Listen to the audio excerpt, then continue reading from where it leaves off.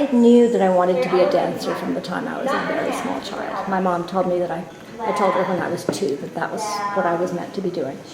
But I studied ballet till the time I was 16. And then we moved to India. I was going to take a year off from college because I was ahead of myself. I went to college when I was 15. So I thought, well, I'll just study some Indian art and enrich my repertoire and spend a year in India and come back, go back to college. And after I had studied Natyananda for about 6 or 9 months, I decided that's what I wanted to do with my life. So I moved to Chennai and went to the Central College of Carnatic Music. That was the degree that I got, and studied dance privately with several different people. So I studied with Meenakshi in Rishi Valley School, which was a really idyllic sort of like paradise of a school in the countryside between Madras and Bangalore.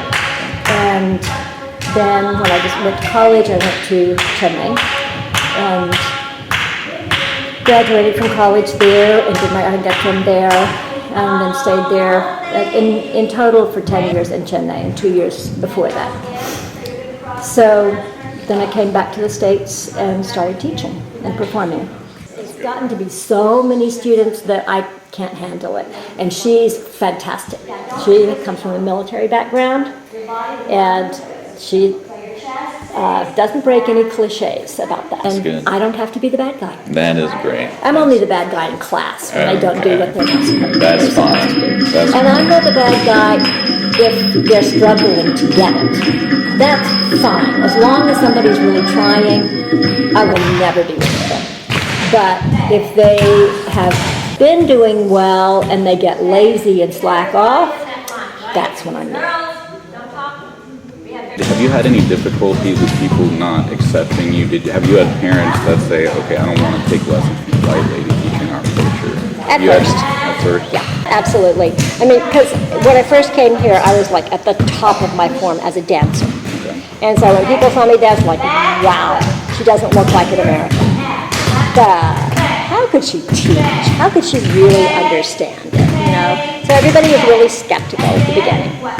But when they started seeing my students, and my students go to India and are on the top of the heap, or they go to my teachers who come and teach dance camps in the States, and my teachers go, oh yes, that's how it's supposed to be.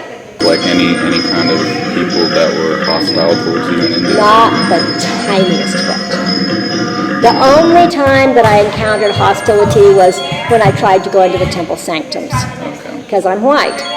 And so, you know, a lot of people consider me an untouchable. But the people in the arts community were completely open-minded and actually gave me a lot more support than they would give an Indian girl learning, because they were honored that somebody from the West would come and take that much trouble to learn it well.